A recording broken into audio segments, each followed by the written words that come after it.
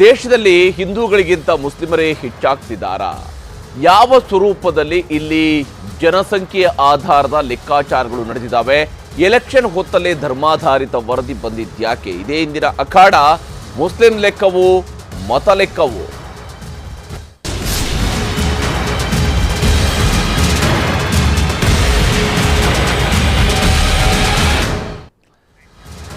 ಭಾರತ ಸ್ವಾತಂತ್ರ್ಯ ಪಡೆದ ನಂತರ 1950ರ ನಂತರ ಭಾರತದಲ್ಲಿ ಮುಸಲ್ಮಾನರ ಸಂಖ್ಯೆಯಲ್ಲಿ ಯಾವ ಸ್ವರೂಪದಲ್ಲಿ ಏರಿಕೆ ಆಗ್ತಾ ಇದೆ ಶೇಕಡಾವಾರು ಪ್ರಮಾಣದಲ್ಲಿ, ಹಾಗೆಯೇ ಹಿಂದೂಗಳ ಜನಸಂಖ್ಯೆಯಲ್ಲಿ ಇಳಿಕೆ ಆಗ್ತಾ ಇದೆ ಅನ್ನುವಂತಹ ವಾದ ಇಂದು ನಿನ್ನೆಯದಲ್ಲ. ಇದಕ್ಕೆ ಸಂಬಂಧಪಟ್ಟಂಥ ಅಂಕಿಅಂಶಗಳು ಕೂಡ ಇಂದು ನಿನ್ನೆಯದಲ್ಲ. ಆದರೆ ಈ ಅಂಕಿಅಂಶಗಳನ್ನು ಆಧರಿತವಾದಂತಹ ವರದಿ 3ನೇ ಹಂತದ ಲೋಕಸಭಾ ಚುನಾವಣೆ ಮುಗಿದ ನಂತರ ಈಗ ಬಹಳ ದೊಡ್ಡ ಚರ್ಚೆಯಾಗ್ತಾ ಇದೆ ಮತ್ತು ಭಾರತೀಯ ಜನತಾ ಪಕ್ಷವು ಕೂಡ ಈ ವಿಚಾರವನ್ನು ಚುನಾವಣೆಯಲ್ಲಿ ಪ್ರಸ್ತಾಪಿಸ್ತಾ ಇದೆ. ಹಾಗೆಯೇ ಇಲ್ಲಿ ಮುಸ್ಲಿಂ ಲೆಕ್ಕಾಚಾರದ ವಿಚಾರಕ್ಕೆ ಸಂಬಂಧಪಟ್ಟಂತೆ ಇರುವಂತಹ ಅಂಶಗಳು ಏನೇನು, ಹಾಗೆಯೇ ಜನಸಂಖ್ಯೆಗೆ ಇರುವಂತಹ ಅಂಶಗಳಿಗೆ ಬಹಳ ಮುಖ್ಯವಾಗಿ ಗಮನಿಸಲೇಬೇಕಾಗಿರುವಂತಹ ವಿಚಾರಗಳು ಏನೇನು ಅನ್ನೋದರ ಬಗ್ಗೆ ವಿಸ್ತೃತವಾದಂತಹ ಚರ್ಚೆಯನ್ನು ನಡೆಸ್ತೀನಿ. ಅದಕ್ಕಿಂತ ಮುಂಚಿತವಾಗಿ ಈ ಜನಸಂಖ್ಯೆಗೆ ಸಂಬಂಧಿಸಿರುವಂತಹ ವರದಿಯನ್ನು ನಿಮಗೆ ತೋರಿಸ್ತೀನಿ.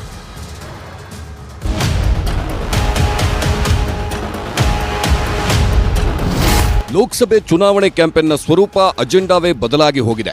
ಅಭಿವೃದ್ಧಿ ಕೆಲಸಗಳ ಬದಲು ಧರ್ಮ, ಜಾತಿ ಮೀಸಲಾತಿ ಅಸ್ತ್ರಗಳನ್ನ ಇಟ್ಟುಕೊಂಡು ಓಟು ಕೇಳೋ ಪರಿಸ್ಥಿತಿ ಎದುರಾಗಿದೆ. ಹಾಗೇ ಆಗ್ತಿದೆ. ಮೊನ್ನೆ ಕರ್ನಾಟಕ ಸರ್ಕಾರದ ನಿರ್ಧಾರವೂ ಪ್ರಧಾನಿ ಮೋದಿ ಸೇರಿದಂತೆ ಎಲ್ಲಾ ಬಿಜೆಪಿಗರಿಗೆ ಅಸ್ತ್ರವಾಗಿದೆ.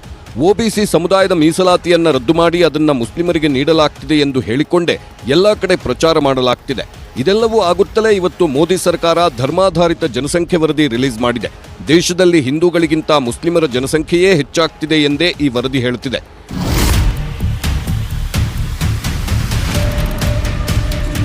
ದಯವಿಟ್ಟು 3 ಮಕ್ಕಳ ಹತ್ರಕ್ಕೆ ಹೋಗಿ ನೀವು. ಇಲ್ಲದೆ ಹಿಂದೂ ಸಮಾಜ ಉಳಿಯೋದಾಗೆ ನಾವು ಅಲ್ಪಸಂಖ್ಯಾತರಾಗ್ತಾ ಇದ್ದೇವಲ್ಲ. ಹಿಂದೂಗಳ ಸಂಖ್ಯೆ ಕಡಿಮೆ ಆಗ್ತಾ ಇದೆ. ಈಗ 11 ವರ್ಷದ ಹಿಂದೆ ತೆಗೆದು ನೋಡಿದಾಗ ಆ 97 ಹೋಗಿ 79 ಆಗಿಬಿಟ್ಟಿದೆ. ನಾವು ಕಡಿಮೆ ಆಗ್ತಾ ಇದ್ದೇವೆ, ಅವರ ಸಂಖ್ಯೆ ಹೆಚ್ಚಾಗ್ತಾ ಇದೆ. ಯಾವಾಗ ಅವರ ಸಂಖ್ಯೆ ಹೆಚ್ಚಾಯ್ತೋ ಅವರು ಮತ್ತೆ ಪಾಕಿಸ್ತಾನ ಜಿಂದಾಬಾದ್ ಹೇಳುವಂತವರೇ. ಡಿಸೆಂಬರ್ 2023 ಮಂಡ್ಯದಲ್ಲಿ ಆರ್ಎಸ್ಎಸ್ ನಾಯಕ ಕಲ್ಲಡ್ಕ ಪ್ರಭಾಕರ್ ಭಟ್ ಮಂಡ್ಯದಲ್ಲಿ ಕೊಟ್ಟಿದ್ದ ಹೇಳಿಕೆ ಇದು. ಈಗ ಲೋಕಸಭೆ ಚುನಾವಣೆ ಹೊತ್ತಲ್ಲೂ ಮುಸ್ಲಿಮರ ಜನಸಂಖ್ಯೆ ಹೆಚ್ಚಾಗ್ತಿದೆ. ಕಾಂಗ್ರೆಸ್ ಗೆದ್ರೆ ಮುಸ್ಲಿಮರಿಗೆ ಮೀಸಲಾತಿ ಹೆಚ್ಚು ಮಾಡ್ತಾರೆ, ಎಸ್ಸಿ ಎಸ್ಟಿ ಒಬಿಸಿ ಮೀಸಲಾತಿ ಕಿತ್ತಾಕಿ ಮುಸ್ಲಿಮರಿಗೆ ಕೊಡ್ತಾರೆ ಅಂದಿದ್ದು ಮಂಗಳಸೂತ್ರಕ್ಕೂ ಕೈ ಹಾಕ್ತಾರೆ ಅಂತ ಮೋದಿ ವಾಗ್ದಾಳಿ ಮಾಡ್ತಾನೇ ಇದ್ದಾರೆ. देश की संपत्ति पर पहला अधिकार मुसलमानों का है. इसका मतलब ये संपत्ति इकट्ठी करके किसको बांटेंगे? जिनके ज्यादा बच्चे हैं उनको बांटेंगे. ये अर्बन नक्सल की सोच, मेरी माताओं बहनों, ये आपका मंगलसूत्र भी बचने नहीं देंगे. ಲೋಕಸಭೆ ಚುನಾವಣೆ ಹೊತ್ತಲ್ಲಿ ಮುಸ್ಲಿಂ ಮೀಸಲಾತಿ, ಮುಸ್ಲಿಮರ ಜನಸಂಖ್ಯೆ ಬಗ್ಗೆ ವಾಗ್ದಾಳಿಗಳನ್ನ ನಡೆಸುತ್ತಿದ್ದ ಕೇಂದ್ರ ಸರ್ಕಾರ ಈಗ ಧರ್ಮಾಧಾರಿತ ಜನಸಂಖ್ಯಾ ವರದಿಯನ್ನ ರಿಲೀಸ್ ಮಾಡಿದೆ. ಆ ವರದಿಯ ಅಂಕಿಅಂಶಗಳು ಹೀಗಿವೆ. 65 ವರ್ಷಗಳಲ್ಲಿ ಹಿಂದೂಗಳ ಸಂಖ್ಯೆ 7.82% ಕುಸಿದಿದೆ ಅಂತ ಸಮೀಕ್ಷೆಯಲ್ಲಿದೆ. 65 ವರ್ಷಗಳಲ್ಲಿ ಮುಸ್ಲಿಮರ ಸಂಖ್ಯೆ 43.15% ಏರಿಕೆಯಾಗಿದೆಯಂತೆ. 65 ವರ್ಷಗಳಲ್ಲಿ ಕ್ರಿಶ್ಚಿಯನ್ನರ ಜನಸಂಖ್ಯೆ 5.38% ಏರಿಕೆಯಾಗಿದೆ. 65 ವರ್ಷಗಳಲ್ಲಿ ಸಿಖ್ಖರ ಜನಸಂಖ್ಯೆ 6.58% ಏರಿಕೆಯಾಗಿದೆ ಅನ್ನೋದು ಸಮೀಕ್ಷೆ ವರದಿ. ಅಂದ್ಹಾಗೆ 1950ರಿಂದ 2015ರ ಜನಸಂಖ್ಯೆ ಆಧರಿಸಿ ಈ ಸಮೀಕ್ಷೆಯನ್ನ ನಡೆಸಲಾಗಿದೆ. ಈ ಸಮೀಕ್ಷೆ ನಡೆಸಿದ್ದು share of religious minority group ಅನ್ನೋ ಸಂಸ್ಥೆ. ಜಗತ್ತಿನ 167 ದೇಶಗಳಲ್ಲೂ ಧರ್ಮಾಧಾರಿತ ಜನಸಂಖ್ಯೆ ಸರ್ವೆ ಮಾಡಿದ್ದೀವಿ ಅಂತ ಸಂಸ್ಥೆ ಹೇಳಿದೆ. ಇದೇ ಸಮೀಕ್ಷಾ ವರದಿಯನ್ನ ಭಾರತದ ಪ್ರಧಾನಮಂತ್ರಿಗಳ ಆರ್ಥಿಕ ಸಲಹಾ ಮಂಡಳಿ ಬಿಡುಗಡೆ ಮಾಡಿದೆ. ಲೋಕಸಭೆ ಚುನಾವಣೆ ಹೊತ್ತಲ್ಲಿ ಈ ಸರ್ವೆ ವರದಿ ದೇಶದಲ್ಲಿ ಒಂದು ರೀತಿ ತಲ್ಲಣ ಎಬ್ಬಿಸಿದೆ. ಎಲೆಕ್ಷನ್ ಹೊತ್ತಲ್ಲೇ ಯಾಕೆ ವರದಿ ಬಂತು? ಇದೆಲ್ಲ ಮೋದಿ, ಅಮಿತ್ ಶಾ ಅವರ ಕೈವಾಡ ಅನ್ನೋದು ಕಾಂಗ್ರೆಸ್ನವರ ನೇರ ಆರೋಪ. ವಿಪಕ್ಷದವರು ಏನಾದರೂ ಹೇಳಲಿ, ಇದೇ ಸಂಸ್ಥೆ ಭಾರತದ ಅಕ್ಕಪಕ್ಕದ ದೇಶಗಳ ಜನಸಂಖ್ಯೆಯ ಏರಿಳಿತವನ್ನೂ ವರದಿ ಮಾಡಿದೆ. ಮಯನ್ಮಾರ್ ಹಿಂದೂಗಳ ಸಂಖ್ಯೆ 10% ಕುಸಿತ. ನೇಪಾಳ ಹಿಂದೂಗಳ ಸಂಖ್ಯೆ 3.60% ಕುಸಿತ. ಮಾಲ್ಡೀವ್ಸ್ ಹಿಂದೂಗಳ ಸಂಖ್ಯೆ 1.47% ಕುಸಿತ. ಬಾಂಗ್ಲಾದೇಶ ಮುಸ್ಲಿಂ ಸಂಖ್ಯೆ 18.55% ಹೆಚ್ಚಳ. ಪಾಕಿಸ್ತಾನ ಮುಸ್ಲಿಂ ಸಂಖ್ಯೆ 3.75% ಹೆಚ್ಚಳ. ಅಫ್ಘಾನಿಸ್ತಾನ ಮುಸ್ಲಿಂ ಸಂಖ್ಯೆ 0.29% ಹೆಚ್ಚಳ. ಭೂತಾನ್ ಬೌದ್ಧರ ಸಂಖ್ಯೆ 17.67% ಹೆಚ್ಚಳ. ಶ್ರೀಲಂಕಾ ಬೌದ್ಧರ ಸಂಖ್ಯೆ 5.25% ಹೆಚ್ಚಳ.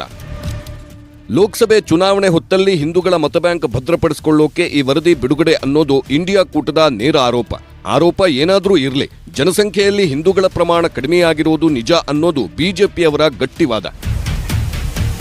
Bureau report, news 18 Kannada.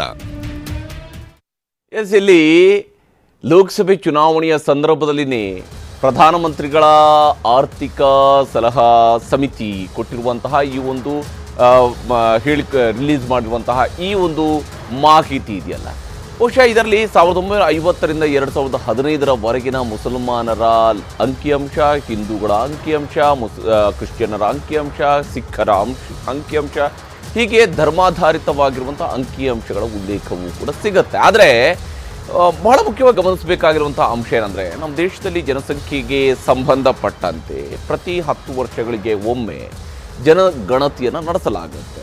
ಅದರ ಪ್ರಕಾರವಾಗಿ 2011ರಲ್ಲಿ ಜನಗಣತಿ ನಡೆದಿತ್ತು, 2021ರಲ್ಲಿ ನಡೀಬೇಕಾಗಿತ್ತು, 2021ರಲ್ಲಿ ಜನಗಣತಿ ನಡೆದಿಲ್ಲ, 2021ರಲ್ಲಿ ಕೋವಿಡ್ನ ಕಾರಣಕ್ಕಾಗಿ ಮುಂದೂಡಿಕೆಯಾಗಿರುವಂಥ ಜನಗಣತಿ ಇದುವರೆಗೂ ಕೂಡ ನಡೆದಿಲ್ಲ. 2011ರವರೆಗೆ ಯಾಕೆ ಜನಗಣತಿಯ ಲೆಕ್ಕವನ್ನು ಹೇಳ್ತಾ ಇದ್ದೀನಿ ಅಂತ ಹೇಳಿದರೆ, ಜನಗಣತಿ ವಿಚಾರದಲ್ಲಿದೆ ಸ್ಪಷ್ಟವಾಗಿ ಗೋಚರ ಆಗುವಂಥದ್ದು ನಮ್ಮ ದೇಶದ ಜನಸಂಖ್ಯೆ ಎಷ್ಟಿದೆ ಅಂತೇಳಿ. ಇದೇ ಸಂದರ್ಭದಲ್ಲಿನೇ ಧರ್ಮದ ಅಂಕಿಅಂಶಗಳು ಕೂಡ ಲಭ್ಯ ಆಗ್ತವೆ. ಯಾವ ಸಮುದಾಯ, ಯಾವ ಧರ್ಮೀಯರು ಎಷ್ಟು ಸಂಖ್ಯೆಯಲ್ಲಿದ್ದಾರೆ ಅನ್ನುವಂಥ ಅಂಕಿಅಂಶವು ಕೂಡ ಈ ಸೆನ್ಸಸ್ನ ಸಂದರ್ಭದಲ್ಲಿ ಸಿಗುತ್ತೆ. 2015ರವರೆಗೆ 1950ರಿಂದ 2015ರವರೆಗಿನ ಲೆಕ್ಕಾಚಾರ ಇದು ಅಂತ ಇಲ್ಲಿ ಕ್ಲೇಮ್ ಮಾಡಲಾಗಿದೆ. ಹಾಗಾದರೆ 2015ರವರೆಗಿರುವಂತಹ ಲೆಕ್ಕ ಅಂತ ಹೇಳಿದಾಗ ಅದು ಬಹಳ ಹಿಂದೆನೇ ಆಗಿತ್ತಲ್ವಾ, ಬಹಳ ಹಿಂದೆನೇ ಇದ್ದಿತ್ತಲ್ವಾ, ಅದ್ಯಾಕೆ ಈಗ ಬಂತು? ಈ ಪ್ರಶ್ನೆಗಳು ಕೂಡ ಸಹಜವಾಗಿಯೇ ಮೂಡುವಂಥದ್ದು. ಹಾಗಾದರೆ ಮುಸಲ್ಮಾನರ ಸಂಖ್ಯೆಯಲ್ಲಿ ಇಷ್ಟೊಂದು ಏರಿಕೆ ಆಗೋದಕ್ಕೆ ಏನು ಕಾರಣ? ಹಿಂದೂಗಳ ಸಂಖ್ಯೆ ಇಳಿಕೆಗೆ ಕಾರಣ ಏನು?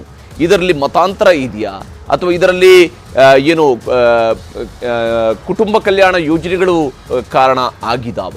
ಯಾವ ಸ್ವರೂಪದಲ್ಲಿ ಮತ್ತು ಯಾವ ರೀತಿಯಲ್ಲಿ ಈ ವಿಚಾರಗಳನ್ನು ನಾವು ನೋಡಬೇಕಾಗಿದೆ ಅನ್ನೋದ್ರ ಬಗ್ಗೆ ಚರ್ಚೆಯನ್ನು ನಡೆಸೋಣ. ನನ್ನ ಅತಿಥಿಗಳು ಕೂಡ ಜಾಯ್ನ್ ಆಗಿದ್ದಾರೆ. ದಿ ನ್ಯೂ ಇಂಡಿಯನ್ ಎಕ್ಸ್‌ಪ್ರೆಸ್ನ ಹಿರಿಯ ಸಹಾಯಕ ಸಂಪಾದಕರಾಗಿರುವ ಕೆ ಶಿವಕುಮಾರ್ ಅವರಿಗೆ ಈ ಕಾರ್ಯಕ್ರಮದಲ್ಲಿ ಜಾಯ್ನ್ ಆಗಿದ್ದಾರೆ. ಮುಸ್ಲಿಂ ಚಿಂತಕರಾಗಿರುವ ಉಮರ್ ಶರೀಫ್ ಅವರು, ಹಾಗೆಯೇ ಭಾರತೀಯ ಜನತಾ ಪಕ್ಷದ ವಕ್ತಾರರಾಗಿರುವ ಸುರಭಿ ಹೊದಿಗೆರೆ ನಮ್ಮೊಂದಿಗೆ ಈ ಕಾರ್ಯಕ್ರಮದಲ್ಲಿ ಜಾಯ್ನ್ ಆಗ್ತಾರೆ. ಒನ್ಸ್ ಅಗೇನ್ ಕಾಂಗ್ರೆಸ್ನವರು ಈ ಚರ್ಚೆಯಿಂದ ದೂರ ಉಳಿದಿದ್ದಾರೆ. ಯಾಕಂದರೆ ಕಾಂಗ್ರೆಸ್ಗೆ ಅದ್ಯಾಕೋ ಏನೋ ಗೊತ್ತಿಲ್ಲ, ಮೈ ತುಂಬ ಎಣ್ಣೆಯನ್ನು ಹಾಕೊಂಡ ರೀತಿಯಲ್ಲಿ ಈ ರೀತಿಯಾಗಿ ವರ್ತಿಸಬೇಕಂತ ಅಗತ್ಯತೆ ಏನಿದೆ ಗೊತ್ತಿಲ್ಲ. ಈ ಅಂಕಿಅಂಶಗಳ ಬಗ್ಗೆ ಚರ್ಚೆಯನ್ನು ನಡೆಸೋದಕ್ಕೆ ಕಾಂಗ್ರೆಸ್ ಹಿಂದೇಟು ಹಾಕ್ತಾ ಇರುವಂಥದ್ದು ಮತ್ತೊಂದು ರೀತಿಯಾದಂಥ ಅಚ್ಚರಿಯ ವಿಚಾರ. ಕಾಂಗ್ರೆಸ್ನವರು ಇದ್ದಕ್ಕಿದ್ದಂತೆ ಇಂಥ ಸಬ್ಜೆಕ್ಟ್ಗಳಲ್ಲಿ ನಾವು ಚರ್ಚೆಗೆ ಬರೋದಿಲ್ಲ ಅನ್ನುವಂಥ ತೀರ್ಮಾನವನ್ನು ಕೈಗೊಳ್ತಾರೆ. ಆ ಪ್ರಕಾರವಾಗಿ ಕಾಂಗ್ರೆಸ್ನ ಪ್ರತಿನಿಧಿ ಇವತ್ತು ಈ ಚರ್ಚೆಯಲ್ಲಿ ಭಾಗಿ ಆಗಿಲ್ಲ. ನಾನು ಚರ್ಚೆಯನ್ನು ಆರಂಭಿಸ್ತೀನಿ ಶಿವಕುಮಾರ್ ಅವರ ಮೂಲಕವಾಗಿ. ಶಿವಕುಮಾರ್ ಅವರೇ, ಇಲ್ಲಿ ಈಗ ಇರುವಂತಹ ನಮ್ಮ ಮುಂದೆ ಇರುವಂತಹ ಈ ವರದಿಯ ಅಂಕಿ ಅಂಶಗಳನ್ನು ಗಮನಿಸಿದಾಗ 1950ರಿಂದ 2015ರವರೆಗಿನ ಅಂಕಿಅಂಶ ಇದು ಅಂತೇಳಿ ಅಲ್ಲಿ ನಾನು ಮೆನ್ಷನ್ ಮಾಡ್ತಾ ಇದ್ದೆ. 2011ರ ನಮ್ಮಲ್ಲಿ ಕಡೆಯದಾಗಿ ಸೆನ್ಸಸ್ ನಡೆದಿರುವಂಥದ್ದು. ಸೆನ್ಸಸ್ ನಡೆದಾಗ ಆಯಾ ಸಮುದಾಯಗಳ, ಆಯಾ ಧರ್ಮಗಳ ವಿಶೇಷವಾಗಿ ನಮ್ಮಲ್ಲಿ ಅಂಕಿಅಂಶಗಳು ಕೂಡ ಲಭ್ಯ ಆಗುತ್ತೆ. ಹಾಗೆಯೇ SC STಗೆ ಸಂಬಂಧಪಟ್ಟಂಥ ಅಂಕಿಅಂಶವು ಕೂಡ ಲಭ್ಯ ಆಗುತ್ತೆ. ಈ ವಿಚಾರದಲ್ಲಿ ಈಗ 2015ಕ್ಕೆ ಇಷ್ಟು ಇತ್ತು ಅಂತ 2024ರಲ್ಲಿ ಹೇಳ್ತಾ ಇರೋದರ ಉದ್ದೇಶ ಏನು? ಯಾವ ಸ್ವರೂಪದ ಅಂಶಗಳನ್ನು ನೀವು ಇಲ್ಲಿ ಗುರುತಿಸ್ತೀರಿ ಅಂತ? ನೋಡಿ, ಮೊದಲನೇ ಈ ಸೆನ್ಸಸ್ ರಿಪೋರ್ಟ್ ಏನ್ ಬಂತು, ಹೌದು, ಏನು ಈ ಪಾಪ್ಯುಲೇಷನ್ ಸೆನ್ಸಸ್ ರಿಪೋರ್ಟ್, ಹೌದು, ಇದನ್ನ ಬಂದಿರೋ ಟೈಮ್ ಬಗ್ಗೆ ಮತ್ತೆ ಅದ್ರ ಬಗ್ಗೆ ಇಂಟರ್ಪ್ರಿಟೇಷನ್ ಬಗ್ಗೆ ಬಹಳಷ್ಟು ಜನಗಳಿಗೆ ಅನುಮಾನ ಅಂತೂ ಬಂದಿದೆ. ಒಂದು 2011ರಿಂದ 2020 ಒಂದು ಸೆನ್ಸಸ್ ನ ಕೋವಿಡ್ ಕಾರಣಕ್ಕೋ ಇಲ್ಲಾಂದ್ರೆ ಬೇರೆ ಬೇರೆ ಕಾರಣಕ್ಕೆ ಅದು ನಡೆಸದೇ ಇರೋದು ದೊಡ್ಡ ತಪ್ಪು ಸರ್ಕಾರದ್ದು. ಯಾಕಂದ್ರೆ ಒಂದು ದೊಡ್ಡ ಜವಾಬ್ದಾರಿ ಇದೆ. ಆ ಸೆನ್ಸಸ್ ಪಾಪ್ಯುಲೇಷನ್ ಎಷ್ಟಿದೆ ಮತ್ತೆ ಜಾತಿ ಜನಗಣಿತ ಮುಖ್ಯನೋ ಅಷ್ಟೇ ಪಾಪ್ಯುಲೇಷನ್ ಸೆನ್ಸಸ್ ಬಹಳ ದೊಡ್ಡ ಇಂಪಾರ್ಟೆಂಟ್ ಟಾಸ್ಕ್ ಅದು. ಯಾಕಂತಂದ್ರೆ ಇದು ಪಾಲಿಸಿ ಮಾಡೋದಕ್ಕೆ ನಮ್ಗೆ ಎಷ್ಟು ಜನಸಂಖ್ಯೆ ಇದ್ದಾರೆ, ಯಾವ ತರದ ಗ್ರೋತ್ ಇದೆ, ಡೆಮೋಗ್ರಫಿಕ್ ಗ್ರೋತ್ ಯಾವ್ಯಾವ ಭಾಗದಲ್ಲಿ ಯಾವ್ದಿದೆ, ಯಾವ ತರ ಇದ್ರ ಬಗ್ಗೆ ತಿಳ್ಕೊಬೇಕಾಗಿತ್ತು. ಅಂದ್ರೆ ಈಗ ಬಂದಿರುವಂತ ಈ ಫಿಗರ್ಸ್ ನ ನೋಡಿದಾಗ ಎಕ್ಸೆಪ್ಟ್ ಜೈನ್ಸ್ ಬಿಟ್ರೆ ಎಲ್ಲಾ ಸಮುದಾಯಗಳಲ್ಲೂ ಪಾಪ್ಯುಲೇಷನ್ ಗ್ರೋತ್ ಇದೆ. ಹಿಂದೂಗಳಲ್ಲಿ ಕಡಿಮೆ ಆಗಿದೆ ಅನ್ನೋದು ಬಿಟ್ರೆ, ಮತ್ತೆ ಜೈನರಲ್ಲಿ ಕಡಿಮೆ ಆಗಿದೆ ಅನ್ನೋದು ಬಿಟ್ರೆ, ಮುಸ್ಲಿಂ ಆದಿಯಾಗಿ, ದಲಿತ್ ಆದಿಯಾಗಿ, ಸಿಖ್ ಆದಿಯಾಗಿ, ಬುದ್ಧಿಸ್ಟ್ ಆದಿಯಾಗಿ ಎಲ್ಲರ ಪಾಪ್ಯುಲೇಷನ್ ಗ್ರೋತ್ ಜಾಸ್ತಿ ಆಗಿದೆ ಅಂತ ತೋರಿಸ್ತಾ ಇದೆ. ಅಂದ್ರೆ ಇವತ್ತು ಯಾವ ಭಾಗದಲ್ಲಿ, ರೀಸೆಂಟ್ ಆಗಿ ಒಂದು ಉದಾಹರಣೆ ನಿಮ್ಗೆ ಹೇಳ್ತೀನಿ ಹರಿಪ್ರಸಾದ್. ಉತ್ತರ ಪ್ರದೇಶ ಇರ್ಬೋದು, ಇಲ್ಲ ನೇಪಾಲ್ನ ಬಾರ್ಡರ್ ಇರ್ಬೋದು, ಇಲ್ಲ ಅಸ್ಸಾಂನ ಬಾರ್ಡರ್ ಇರ್ಬೋದು, ಕೆಲವು ಅಲ್ಲಿನ ಡಿಜಿಗಳು ಒಂದು ರಿಪೋರ್ಟ್ ಗೌರ್ಮೆಂಟ್ ಆಫ್ ಇಂಡಿಯಾಗೆ ಪ್ರೆಸೆಂಟೇಶನ್ ಮಾಡಿದ್ದಾರೆ. ಅಲ್ಲಿ ಏನ್ ಹೇಳ್ತಾ ಇದ್ದಾರೆ ಅಂತಂದ್ರೆ, ಬಾರ್ಡರ್ ಡಿಸ್ಟ್ರಿಕ್ಟ್ಸ್ ಅಲ್ಲಿ ಎಲ್ಲಿ ಅಲ್ಲಿ Muslim population growth more than 35 to 40% ಇದೆ ಅಂತ ಅನ್ಬಿಟ್ಟು. ಅಂದ್ರೆ ಆ ಭಾಗದಲ್ಲಿ ಆಗಿರೋದನ್ನ ಇಡೀ ದೇಶದಲ್ಲಿ ಆಗಿದೆ ಅಂತ ನಾವು ಜನರಲೈಸ್ ಮಾಡೋದು ತಪ್ಪು. ಯಾಕಂತಂದ್ರೆ ಕೆಲವು ಪಾಕೆಟ್ಸ್ ಅಲ್ಲಿ ಇವಾಗ ಎಕ್ಸಾಂಪಲ್ ದಲಿತ್ಸ್ ಪಾಪ್ಯುಲೇಷನ್ ಇಡೀ ದೇಶದಲ್ಲಿ ಬರೀ 4 ರಾಜ್ಯಗಳಲ್ಲಿ ಜಾಸ್ತಿ ಇರೋದು. ಒಂದು ಉತ್ತರ ಪ್ರದೇಶ, ಪಂಜಾಬ್, ರಾಜಸ್ಥಾನ, ವೆಸ್ಟ್ ಬೆಂಗಾಲ್.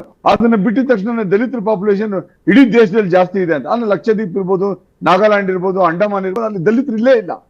ಅಂದ್ರೆ ನಾನು ಯಾಕೆ ಇದನ್ನ ಹೇಳ್ತಾ ಇದ್ದೀನಿ ಅಂತಂದ್ರೆ, ಇವತ್ತು ಎಲ್ಲೋ ಒಂದು ಕಡೆ ಆಗುವಂತ ಒಂದು ಜನಸಂಖ್ಯೆಯ ಸ್ಫೋಟ ಇಡೀ ದೇಶದಲ್ಲಿ ಒಂದು ಧರ್ಮಕ್ಕೋ ಇಲ್ಲ ಅಂದ್ರೆ ಒಂದು ಯೂನಿವರ್ಸಲ್ ಆಗಿ ಹೇಳೋದು ಅದು ಅಷ್ಟು ಸರಿ ಬರೋದಿಲ್ಲ. ಇವತ್ತು ಭಾರತ ದೇಶದಲ್ಲಿ ಇದು ಚುನಾವಣೆ ಸಮಯದಲ್ಲಿ ಬಂದಿರೋದ್ರಿಂದ ಇದಕ್ಕೊಂದು ಪೊಲಿಟಿಕಲ್ ಟರ್ನ್ ತಗೊಂಡ್ಬಿಟ್ಟಿದೆ. ಕಳೆದ 3-4 ದಿನದಿಂದ ಕಾಂಗ್ರೆಸ್ನವರು ಇಡೀ ಅದ್ರ ಮುಸ್ಲಿಂ ಲೀಗ್ ಕಾಂಗ್ರೆಸ್ ಇವರು ದೇಶನೇ ಮುಸ್ಲಿಂ ರಾಷ್ಟ್ರ ಮಾಡ್ಬಿಡ್ತಾರೆ ಅಂತ ಅನ್ಬಿಟ್ಟು ಬಿಜೆಪಿ ಇನ್ನಷ್ಟು ಸೀರಿಯಸ್ ಆಗಿ ಅಪಾದನೆಗಳು ಮಾಡ್ತಾ ಇದೆ. ಈ ಅಪಾದನೆಗಳು ಮಾಡೋದ್ರ ಬದಲು ಇವತ್ತು ಈ ಎಕನಾಮಿಕ್ ಏನು ಸರ್ವೆ ರಿಪೋರ್ಟ್ ಏನಿದೆ, ಅಫೇರ್ಸ್ ರಿಪೋರ್ಟ್ ಏನ್ ಕೊಟ್ಟಿದ್ದಾರೆ, ಇದ್ರ ಬಗ್ಗೆ ಒಂದು ಸೀರಿಯಸ್ ಆದಂತ ಒಂದು ಚರ್ಚೆಗಳು ನಡಿಬೇಕು. ಇವತ್ತು ಅಕಾಡೆಮಿಕ್ ಆಗೂ ನಡಿಬೇಕು, ರಾಜಕೀಯ ಪೊಲಿಟಿಕಲ್ ಪಾರ್ಟೀಸ್ ಅಲ್ಲೂ ನಡಿಬೇಕು, ರಿಲಿಜಿಯಸ್ ಲೆವೆಲ್ ಅಲ್ಲೂ ನಡಿಬೇಕು ಇವತ್ತು. ಯಾಕಂದ್ರೆ NRC ಅಂತ ತಗೊಂಡ್ಬರುವಂತ ಒಂದು ಸರ್ಕಾರದ ಒಂದು ಹುಮ್ಮಸ್ಸು 2 ಚೈಲ್ಡ್ ನಾರ್ಮ್ನ ಇವತ್ತು ತಗೊಂಡ್ಬಂದ್ರೆ ಎಲ್ಲ ಧರ್ಮ, ಎಲ್ಲ ಜಾತಿ, ಎಲ್ಲರಿಗೂ 2 ಚೈಲ್ಡ್ ನಾರ್ಮ್ ತಗೊಂಡ್ಬಂದ್ರೆ ಈ ದೇಶನ ಪಾಪ್ಯುಲೇಷನ್ ನ ಕಂಟ್ರೋಲ್ ಮಾಡ್ಬೋದು, ಆರ್ಥಿಕವಾಗಿ ಸದೃಢರಾಗಬೇಕು. ಯಾಕಂತಂದ್ರೆ ಇವತ್ತು ಸ್ಪೆಂಡಿಂಗ್ ಕೆಪಾಸಿಟಿ ಏನಿದೆ ಬ್ರಾಹ್ಮಿನ್ಸ್ಗೆ ಮತ್ತೆ ರಜಪೂಟ್ಸ್ಗೆ, ಜಾಟ್ಸ್ಗೆ ಹೋಲಿಸ್ಕೊಂಡ್ರೆ ಇಂಡಿಯಾದಲ್ಲಿ ಇವಾಗ ಹೈಯೆಸ್ಟ್ ಎಕ್ಸ್ಪೆನ್ಸಸ್ ಬಹಳ ಖರ್ಚು ಮಾಡ್ತಾ ಇರೋದು ಈ 3 ಜನಾಂಗ ಮಾತ್ರ. ಬೇರೆ ಜಾತಿಗಳೆಲ್ಲ ಬಹಳ ಕಡಿಮೆ ಖರ್ಚು ಮಾಡ್ತಾ ಇದ್ದಾರೆ. ಅಂದ್ರೆ ಅವರ ಆರ್ಥಿಕ ಸ್ಥಿತಿ ಆ ಮಟ್ಟಕ್ಕೆ ಬಂದಿಲ್ಲ ಅಂತ. ಎಲ್ಲೋ ಒಂದ್ ಕಡೆ ಇದ್ರ ಬಗ್ಗೆ ನಾವು ಎಜುಕೇಟ್ ಮಾಡ್ಬೇಕಾಗಿದೆ. ಈ ತರದ ಒಂದು ವಿಚಾರನ ನಾವು ಇಷ್ಟೊಂದು ಸೀರಿಯಸ್ ಆಗಿ ಒಂದು ಧರ್ಮಕ್ಕೋ ಇಲ್ಲ ಅಂದ್ರೆ ಒಂದು ರಾಜ್ಯಕ್ಕೋ ಇದನ್ನ ಅಂಟಾಕೋದು ಸರಿ ಇಲ್ಲ ಇದನ್ನ. ಯಾಕಂದ್ರೆ ಸರ್ಕಾರ ಇವತ್ತು ಕ್ಯಾಸ್ಟ್ ಸೆನ್ಸಸ್ ಮಾಡ್ತೀವಿ ಅಂದಿದ ತಕ್ಷಣ ಅದಕ್ಕೆ ದೊಡ್ಡ ಪ್ರತಿರೋಧ ಮಾಡ್ತು. ಕ್ಯಾಸ್ಟ್ ಸೆನ್ಸಸ್ ಮಾಡೋದಾದ್ರೆ ಇವರು ಜಾತಿಗಳ ನಡುವೆ ಕಂದಕ ಸೃಷ್ಟಿಸ್ತಾರೆ, ಮುಸ್ಲಿಮರ ಹಿಂದೂಗಳ ಮಾಂಗಲ್ಯ ಹೆಸರನ್ನ ಇನ್ನೊಬ್ರು ಕೊಡ್ತಾರೆ ಅಂತ ಅನ್ಬಿಟ್ಟು. ಅಂದ್ರೆ ಈ ತರದ ವ್ಯಾಖ್ಯಾನಗಳು ಬಿಟ್ಟು ಇವತ್ತು ಅಕಾಡೆಮಿಕ್ ಆಗಿ ನಾವು ಹೇಳ್ಬೇಕಾದ್ರೆ ಇವತ್ತು ಈ ತರದ ಒಂದು ಸೆನ್ಸಸ್ ಇಮಿಡಿಯೇಟ್ ಆಗಿ ಸರ್ಕಾರ ಮಾಡಬೇಕು. ಶಿವಕುಮಾರ್ ಮಾತಾಡ್ತೀನಿ, ಬಹಳಷ್ಟು ವಿಚಾರಗಳನ್ನು ಇಲ್ಲಿ ಮಾತನಾಡುವಂತಿದೆ. ಯಾವ ಸ್ವರೂಪದಲ್ಲಿ ಇಲ್ಲಿ ಯಾವ ಸ್ವರೂಪದ ಲೆಕ್ಕಾಚಾರಗಳು ಇಲ್ಲಿ ಸಾಗ್ತಾ ಇದಾವೆ ಅನ್ನೋದ್ರ ಬಗ್ಗೆ ಕೂಡ ನಾವು ಮಾತಾಡಲೇಬೇಕಾಗಿರೋದು. ಚರ್ಚೆ ನಾವು ಮುಂದುವರಿಸೋಣ. ಚಿಕ್ಕ ಬ್ರೇಕ್ ಅಂತ ರೇಣೇಂದ್ರ, ಮತ್ತೊಮ್ಮೆ ಸ್ವಾಗತ. ಆಗಲೇ ನಾನು ಶಿವಕುಮಾರ್ ಅವ್ರ ಜೊತೆ ಮಾತಾಡೋ ಸಭೆ ಶಿವಕುಮಾರ್ ಅವರು ಇದರ ಟೈಮಿಂಗ್ ಬಗ್ಗೆ ಪ್ರಶ್ನೆ ಎತ್ತಿದ್ರು. ಯಾವ ಸ್ವರೂಪದಲ್ಲಿ, ಯಾವ ಕಾರಣಕ್ಕೆ ಈ ಹಂತದಲ್ಲಿ ಇದು ಬಂದಿರುವಂಥ ಮತ್ತು ದೇಶದಲ್ಲಿ ಜನಸಂಖ್ಯೆಯ ಜನಗಣತಿ ಆಗಬೇಕಾಗಿರುವಂಥದ್ದು ಎಷ್ಟು ಮುಖ್ಯ ಅನ್ನೋದ್ರ ಬಗ್ಗೆ ಕೂಡ ಪ್ರತಿಪಾದಿಸ್ತಾ ಇದ್ರು. ಸುರಭಿ ಅವರೇ, ತಾವೇನು ಹೇಳ್ತೀರಿ? ಈಗ ಬಹಿರಂಗ ಆಗಿರುವಂಥ ಅಥವಾ PMAC ಬಿಟ್ಟಿರುವಂಥ ಈ ವರದಿಯ ಪ್ರಕಾರವಾಗಿ ಇರುವಂಥದ್ದು, ಇಲ್ಲಿ ಮಾಹಿತಿಯನ್ನು ಶೇರ್ ಮಾಡ್ಕೊಂಡಿದ್ದಾರೆ. ಮುಸ್ಲಿಮರ ಸಂಖ್ಯೆ ಹೆಚ್ಚಳ ಆಗಿದೆ 2015ರವರೆಗೆ, 2024ರವರೆಗೆ ಅಲ್ಲ ಇದು, 2022ರವರೆಗೂ ಅಲ್ಲ ಇದು, 2015ರವರೆಗೆ. ಯಾಕೆ 9 ವರ್ಷ ತಡವಾಗಿ ಅನಾಲಿಸಿಸ್ ಅನ್ನು ಈಗ ಮಾಡಬೇಕಾಗಿತ್ತು ಅಂತ ಗೊತ್ತಾಗ್ಲಿಲ್ಲ.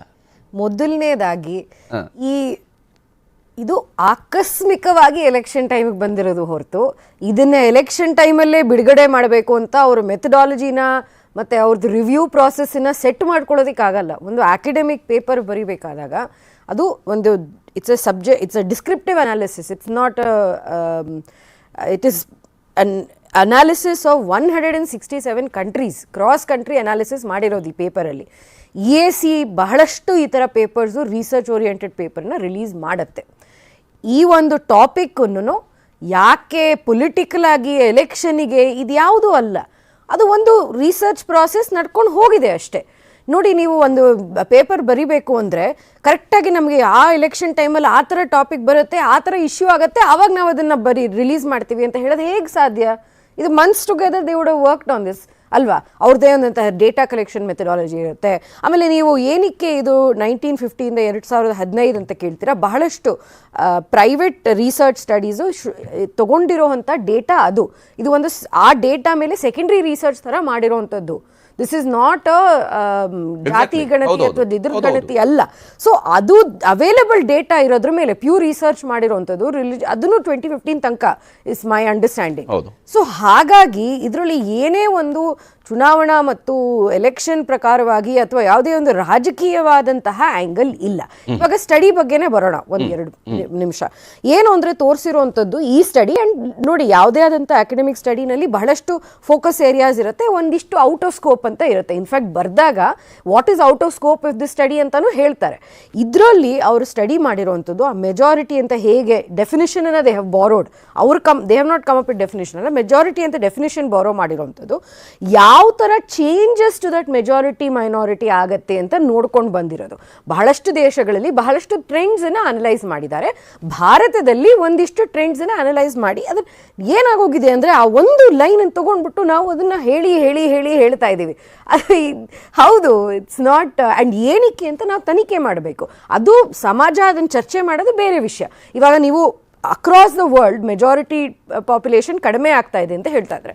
ಆದರೆ ಇಂಡಿಯನ್ ಸಬ್ ಕಾಂಟಿನೆಂಟಲ್ಲಿ ಮುಸ್ಲಿಂ ಮೆಜಾರಿಟಿ ಕಂಟ್ರೀಸಲ್ಲಿ ಮೆಜಾರಿಟಿ ಜಾಸ್ತಿ ಆಗ್ತಾ ಇದೆ. ಇಂಡಿಯಾನಲ್ಲಿ ಭಾರತದಲ್ಲಿ ಅದು ಮೈನಾರಿಟಿ ಪಾಪ್ಯುಲೇಷನ್ ಸ್ಪೆಸಿಫಿಕ್ ಆಗಿ ಜಾಸ್ತಿ ಆಗ್ತಾ ಇದೆ. Certain minorities decreasing, certain minorities increasing, and majority certain ಅಮೌಂಟಲ್ಲಿ ಡಿಕ್ರೀಸ್ ಆಗಿದೆ ಅಂತ. ಇದ್ರ ಬಗ್ಗೆ ದಿಸ್ ಇಸ್ ಜಸ್ಟ್ ರಿಸರ್ಚ್ ಅಷ್ಟೇ. ಇದು ನೆಕ್ಸ್ಟ್ ನಾವು ಇದ್ರ ಬಗ್ಗೆ ನಾವು ಅನಾಲಿಸಿಸ್ ಮಾಡೋದಕ್ಕೆ ಅದಕ್ಕೆ ಊಹೆಗಳು ಅದಕ್ಕೆ ಐ ಡೋಂಟ್ ನೋ. ಅದು ನನಗೆ ಚುನಾವಣೆಗೆ ಇದಕ್ಕೆ ಯಾಕೆ ನೀವು ಸಂಬಂಧಿಸುತ್ತಿದ್ದೀರಾ? ಓಕೆ ಓಕೆ ಓಕೆ ಸುರಭಿ ಅವರೇ, ಮಾತಾಡ್ತೀನಿ. ಬಹಳಷ್ಟು ವಿಚಾರಗಳನ್ನ ಇಲ್ಲಿ ಚರ್ಚೆ ಮಾಡೋದು. ಸುರಭಿ ಅವರು ಹೇಳಿದ್ರು ಇದು ಆಕಸ್ಮಿಕವಾಗಿ ಬಂದಿರುವಂತಹ ವರದಿ, ಅದರ ಅಂಕಿಅಂಶಗಳು ಇವತ್ತು ಸಾರ್ವಜನಿಕವಾಗಿ ಚರ್ಚೆ ಆಗುತ್ತೆ. ಅದರ ಏನಿದೆ, ಅದರ ಏನು ಅಂಶಗಳು, ಮುಂದೆ ಏನು ಮಾಡಬಹುದು ಅನ್ನೋದ್ರ ಬಗ್ಗೆ ಕೂಡ ಮುಂದೆ ನಡೆಯುತ್ತೆ ಅನ್ನುವಂಥದ್ದು ವಿಚಾರಗಳನ್ನ ನಾನು ಉಮರ್ ಶರೀಫ್ ಅವ್ರ ಜೊತೆಗೆ ಇದ್ರ ಬಗ್ಗೆ ಮಾತನಾಡ್ತೀನಿ. ಚಿಕ್ಕ ಬ್ರೇಕ್ ನಂತರ.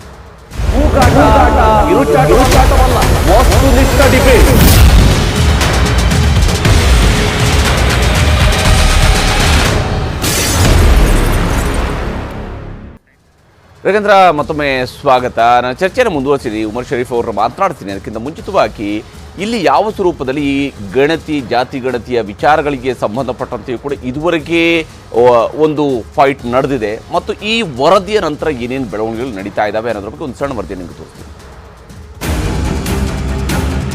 ಜನಗಣತಿ, ಜಾತಿಗಣತಿ ಬಗ್ಗೆ ಚರ್ಚೆ ನಡೆಯುತ್ತಿರುವಾಗಲೇ ಧರ್ಮಾಧಾರಿತ ಜನಸಂಖ್ಯಾ ವರದಿ ಹೊರಬಂದಿದೆ.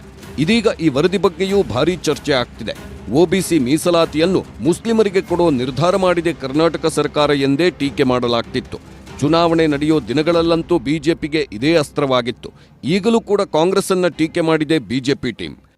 ಅವ್ರಿಗೇನಿದ್ರು ಅಲ್ಪಸಂಖ್ಯಾತರಿಗೆ ಜನಸಂಖ್ಯೆ ಜಾಸ್ತಿ ಮಾಡಿಸ್ಬೇಕು ಈಗ ಹೇಳಿದಾರಲ್ಲ, ಇನ್ನೊಂದು 40 ವರ್ಷದಲ್ಲಿ ಅವರೇ ಬಹುಮತ ಆಗುವಂಥದ್ದು. ಅದಕ್ಕೆ ಕಾಂಗ್ರೆಸ್ ಅವರು ಏನ್ ಬೇಕೋ ಸ್ಟ್ರಾಟಜಿಗಳನ್ನ ಮಾಡ್ತಾ ಇದ್ದಾರೆ ಅಷ್ಟೇ. ಇನ್ನೊಂದು ಕಡೆ ತೆಲಂಗಾಣದಲ್ಲಿ ಚುನಾವಣಾ ಪ್ರಚಾರ ಮಾಡಿದ ಪ್ರಧಾನಿ ಮೋದಿ ಕೂಡ ಇದನ್ನೇ ಅಸ್ತ್ರ ಮಾಡಿಕೊಂಡು ಕಾಂಗ್ರೆಸ್ ವಿರುದ್ಧ ಹರಿಹಾಯ್ದ್ರು. ಮುಸ್ಲಿಮರಿಗಾಗಿ ಒಬಿಸಿ ಮೀಸಲಾತಿಗೆ ಕಾಂಗ್ರೆಸ್ ಕನ್ನ ಹಾಕ್ತಿದೆ ಅನ್ನೋದು ಮೋದಿ ವಾದ. कांग्रेस पार्टी मानसिकता से ही हिंदू विरोधी है और अब कांग्रेस एससी, एसटी, बीसी के रिजर्वेशन को रिलीजन के आधार पर मुस्लिमों को देने में जुटी है. आपको मेरी एक बात याद रखनी है, वंचित का जो अधिकार है मोदी उसका चौकीदार है. ಹಾಗೆ ಕಾಂಗ್ರೆಸ್ಗೆ ರಾಮ ಬೇಕಿಲ್ಲ, ಹಿಂದೂ ಸಂಪ್ರದಾಯ ಬೇಕಿಲ್ಲ, ಬದಲಾಗಿ ಹಿಂದೂಗಳನ್ನೇ ಸೆಕೆಂಡ್ ಕ್ಲಾಸ್ ನಾಗರಿಕರನ್ನಾಗಿ ಮಾಡಲು ಹೊರಟಿದೆ ಎಂಬುದು ಮೋದಿ ಆರೋಪ. उन्होंने ऐलान किया है कि अयोध्या में राम मंदिर बनाना और राम नवमी मनाना ये भारत विरोधी है, ये आइडिया ऑफ इंडिया के खिलाफ है. हिंदुओं को अपने ही देश में सेकंड क्लास सिटीजन बनाना चाहती है कांग्रेस. क्या इसलिए ही ये लोग वोट जिहाद की बात कर रहे हैं? ಪ್ರಧಾನಿ ನರೇಂದ್ರ ಮೋದಿ ಅವರ ಹೇಳಿಕೆಗೆ ಕಾಂಗ್ರೆಸ್ ಟಾಂಗ್ ಕೊಟ್ಟಿದೆ.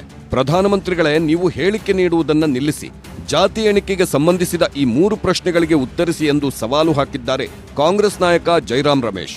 कि 2021 में जो हर साल जनगणना कराया जाता है वो नहीं अभी तक कराया गया है, 3 साल की देरी हुई है, क्यों?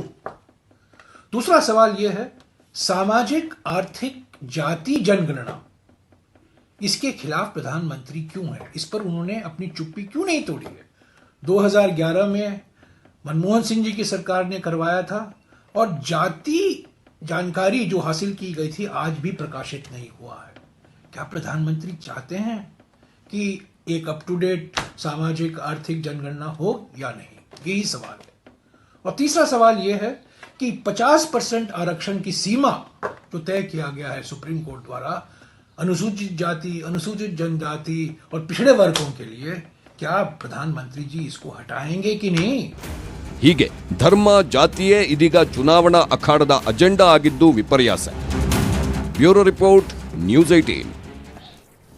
ಉಮರ್ ಶರೀಫ್ ಅವರೇ, ಮುಸಲ್ಮಾನರ ಜನಸಂಖ್ಯೆ 1950ರಿಂದ 2015ರ ನಡುವೆಯಲ್ಲಿ ಏರಿಕೆ ಆಗಿರುವಂತಹ ಪ್ರಮಾಣದ ವಿಚಾರ, ಸುಮಾರು 43%ನಷ್ಟು ಒಟ್ಟಾರೆಯಾದಂಥ ಏರಿಕೆ ಆಗಿರುವಂಥದ್ದು ಅನ್ನೋದ್ರ ಬಗ್ಗೆ ಯಾವ ಸ್ವರೂಪದಲ್ಲಿ ಇದು ಮುಖ್ಯ ಆಗುತ್ತೆ? ಮತ್ತು ಮುಸಲ್ಮಾನರು ಯಾಕೆ ದೇಶದಲ್ಲಿ ಇನ್ನೂ ಕೂಡ ಭಾರತ ಸರ್ಕಾರ ಇದುವರೆಗೂ ಕೂಡ ಕುಟುಂಬ ಕಲ್ಯಾಣ ಯೋಜನೆಗಳನ್ನ ತಂದಾಗಿಯೂ ಕೂಡ ಯಾಕೆ ಜನಸಂಖ್ಯೆ ನಿಯಂತ್ರಣದ ವಿಚಾರದಲ್ಲಿ ಭಾರತ ಸರ್ಕಾರದ ನಿಲುವಿಗೆ ಬದ್ಧರಾಗ್ತಾ ಇಲ್ಲ ಅನ್ನುವಂಥದ್ದು? ಇದರಲ್ಲಿ ಒಳ್ಳೆಯ ವಿಚಾರ ಏನಂದರೆ, ಜನಸಂಖ್ಯೆ ಅಧಿಕ ಆಗಿರೋದು ನಾವು ಒಪ್ಕೊಳ್ಬೇಕಾಗಿದೆ. ಆದರೆ TFR ರೇಟ್ ನೋಡ್ಕೋದ್ರೆ, total fertility rate according to the current census rate ಪ್ರಕಾರ 2.6 ಇದೆ ಮುಸಲ್ಮಾನರಲ್ಲಿ, ಹಿಂದೂಗಳಲ್ಲಿ 2.1 ಇದೆ. We are on a good number. ಅಂದರೆ ಒಂದು ಕಾಲದಲ್ಲಿ ಜಾಸ್ತಿ ಇತ್ತು. ಇವಾಗ ನೀವು ಇಲ್ಲಿ ಈ ಸ್ಟ್ಯಾಟಿಸ್ಟಿಕಲ್ ರಿಪೋರ್ಟ್ ನೋಡ್ಕೋದ್ರೆ ಫ್ರಮ್ 1950 2015ವರೆಗೂ ಬಹಳ ದೀರ್ಘಕಾಲ ಆಗಿದೆ. ಆದರೆ ಆ ಕಾಲದಲ್ಲಿ ಜಾಸ್ತಿ ಮಕ್ಕಳು ಹುಟ್ಟಿಸುವ ಒಂದು ಪದ್ಧತಿ ಇತ್ತು. ಅದೇ ರೀತಿ ಹಿಂದೂಗಳಲ್ಲಿ ಕೂಡ ಅಪ್ ಟು 1974 5.7 ಇದಿದೆ. ಪಾಲಿಗಮಿ ಕೂಡ 5.6 ಇತ್ತು. ಮಿನಿಸ್ಟ್ರಿ ಆಫ್ ಸೋಷಿಯಲ್ ವೆಲ್ಫೇರ್ನಲ್ಲಿ ರಿಪೋರ್ಟ್ ಇದೆ ಇದು. ಸೊ ಹಾಗಾಗಿ ನಮ್ಗೇನು ಗೊತ್ತಾಗ್ತಿದೆ ಅಂದರೆ, ನಾವು ಬದಲಾವಣೆ ಆಗ್ತಾ ಬಂದಿದ್ದೀವಿ. ಇವತ್ತಿಗೆ ನಾವು 2.6 ಇದ್ವಿ, ಮುಂಚಿನ ಕಾಲದಲ್ಲಿ ಜಾಸ್ತಿ ಇದ್ವಿ. ಸೊ ಇಲ್ಲಿ ನಾವು ಇರೋದು ಇದು ಸತ್ಯನೇ. Almost 45% we have increased. ಮುಸಲ್ಮಾನರಲ್ಲಿ 45% ಇನ್ಕ್ರೀಸ್ ಆಗಿದೆ. ಆಲ್ಮೋಸ್ಟ್ ಫ್ರಮ್ 9 ಪಾಯಿಂಟ್ ಸಮಥಿಂಗ್ ಇವತ್ತು 14 ಪಾಯಿಂಟ್ ಸಮಥಿಂಗ್ ಅಂದರೆ ವಿ ಹ್ಯಾವ್ ಇನ್ಕ್ರೀಸ್ಡ್. ಇದು ಒಂದು ಪ್ರಶ್ನೆ ಇರುವಾಗ why the Hindu community has decreased ಅನ್ನೋ ಆ ಪ್ರಶ್ನೆಗೂ ಬರಬೇಕಾಗಿದೆ. ಇವಾಗ ನೋಡಿ, ಲ್ಯಾಂಡ್ಸೆಟ್ ಮ್ಯಾಗಝಿನ್ ಜರ್ನಲ್ ಪ್ರಕಾರ ಯಾವುದೇ ಒಂದು ಸಮುದಾಯ 2.0 ಇದ್ದರೆ ಅವರು ಬ್ಯಾಲೆನ್ಸ್ಡ್ ಆಗಿ ಹೋಗ್ಬೋದು. ಆದರೆ ಇವಾಗಿರೋದು ಹಿಂದೂಗಳಲ್ಲಿ 2.1 ಇದೆ. They should be same maintain ಮಾಡಬೇಕಿತ್ತು. ಮತ್ತು ಕಡಿಮೆ ಆಗೋಕ್ಕೆ ಕಾರಣ ಏನಂತ ನೋಡೋಕ್ಕೋದ್ರೆ, ಇದಕ್ಕೆ ಒಂದೇ ಒಂದು ಮಾತು ಹೇಳ್ಕೊಳ್ತೀನಿ. 1901ನಲ್ಲಿ ನಾಗಾಲ್ಯಾಂಡ್ನಲ್ಲಿ 600+ ಕ್ರಿಶ್ಚಿಯನ್ಗಳು ಇದ್ದರು. 600+ ಅಷ್ಟೇ, 700ಗಿಂತ ಕಡಿಮೆ. ಇವತ್ತಿಗೆ 17 lakhsಗಿಂತ ಹೆಚ್ಚಿಗೆ ಇದ್ದಾರೆ. ಎಲ್ಲಿಂದ ಬಂದರು?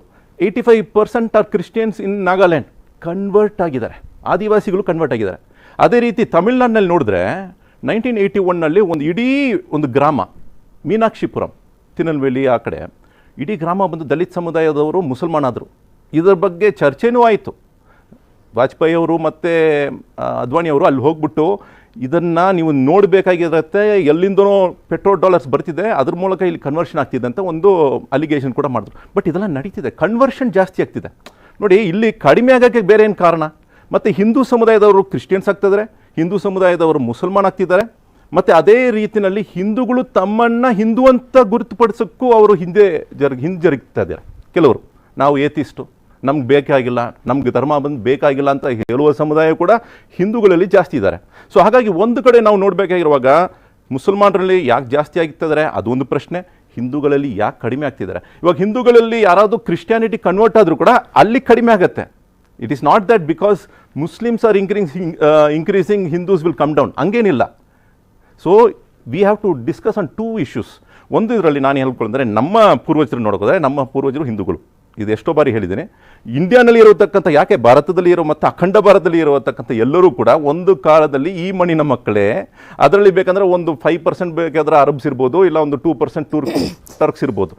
ಬಟ್ ಮೆಜಾರಿಟಿ ಇಲ್ಲಿರತಕ್ಕಂತಹ ಜನರೇ ಇಸ್ಲಾಂ ಧರ್ಮವನ್ನು ಸ್ವೀಕರಿಸಿದ್ದಾರೆ. ಆದ್ದರಿಂದ ನಿಮಗೆ ಇವತ್ತು ಬಾಂಗ್ಲಾದೇಶ ಆಯಿತು, ಅಲ್ಲಿ ಅಫ್ಘಾನಿಸ್ತಾನ ಆಯಿತು, ಮತ್ತು ಪಾಕಿಸ್ತಾನ ಆಯಿತು, ಮತ್ತು ಇಲ್ಲಿ ಆಲ್ಮೋಸ್ಟ್ 125 crores ಮುಸಲ್ಮಾನರು ಇದ್ದೀವಿ. So it is growing. ಇವಾಗ ಏನಕ್ಕೆ ಇದು ಗ್ರೋಯಿಂಗ್ ಆಗ್ತಿರೋ ಅದು ಬೇರೆ ಪ್ರಶ್ನೆ ಇರ್ಬೋದು.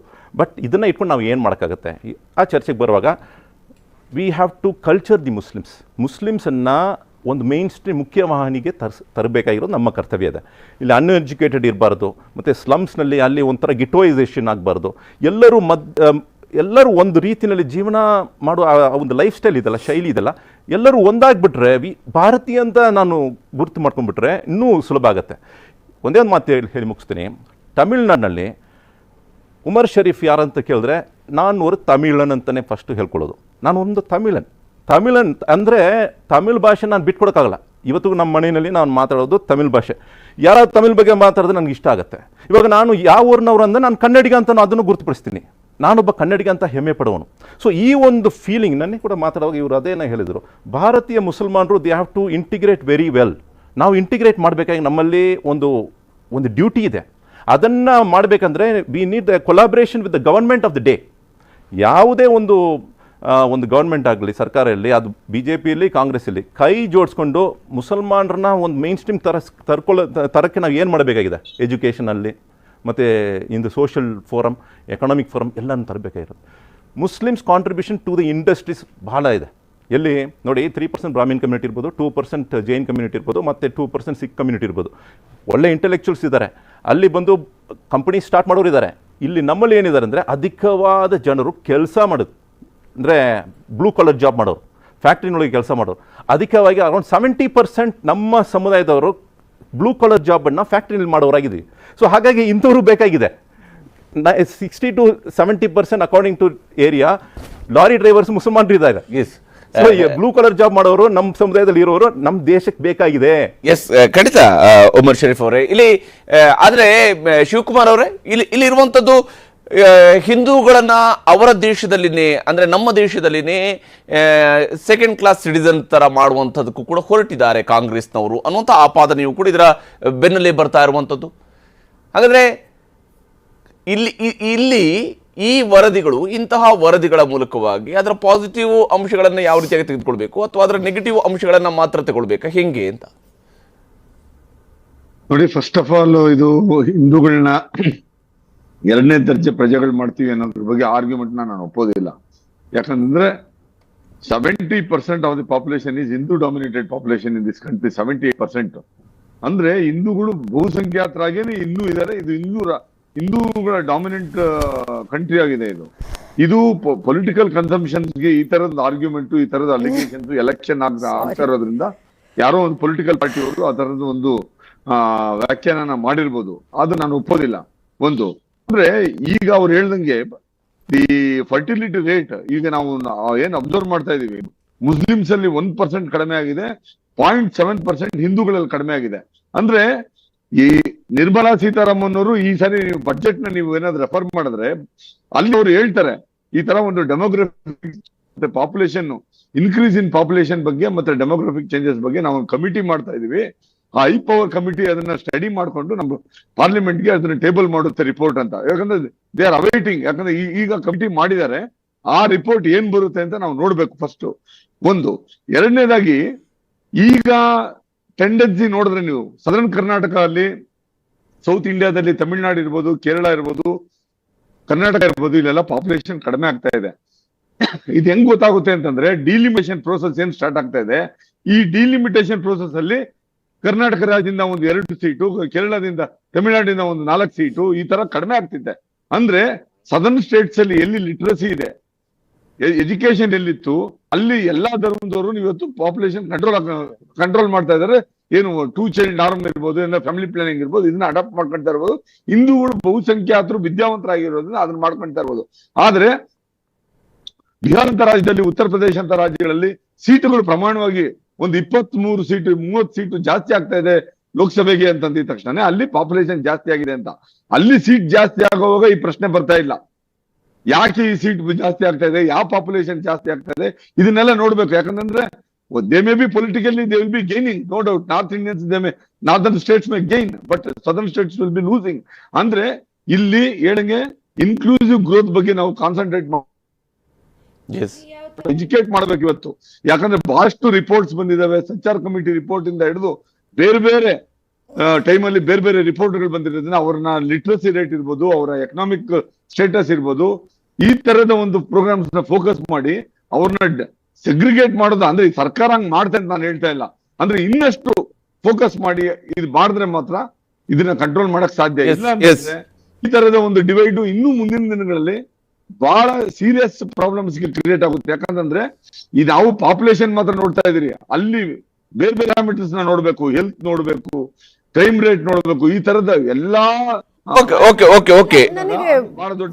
ಶಿವಕುಮಾರ್ ಮಾತಾಡ್ತೀರಿ ಸುರಭಿ ಅವರೇ ಈಗ ಏನ್ ಅರ್ಥ ಆಗಲ್ಲ. ಇಲ್ಲ ಇರಿ ದಯವಿಟ್ಟು ನೀವು ಅವರು ಮಾತಿಗೆ ನೀವು ಉತ್ತರನ ಕೊಡೋದಕ್ಕೆ ಹೋದ್ರೆ ಕಷ್ಟ ಆಗುತ್ತೆ. ನಾನು ಇಲ್ಲಿ ಪ್ರಶ್ನೆ ಇರುವಂತದ್ದೇನೆಂದ್ರೆ, ಈಗ ಈ ಮಾತನ್ನ ಸೆಕೆಂಡ್ ಕ್ಲಾಸ್ ಸಿಟಿಸನ್ಸ್ ಆಗ್ತಾರೆ ಕಾಂಗ್ರೆಸ್ನವರಿಂದಾಗಿ ಅಂತ ಹೇಳುವಂತ ಮಾತನ್ನ ಪ್ರಧಾನಮಂತ್ರಿಗಳು ಕೂಡ ಹೇಳಿರುವಂತ ಮಾತೇ ಅದು, ಅವರ ಭಾಷಣದಲ್ಲಿ ಉಲ್ಲೇಖ ಆಗಿರುವಂತ ಅಂಶ. ಅಂದ್ರೆ ಯಾಕೆ ಈ ಭಯ ಇದೆ ಅಂತ?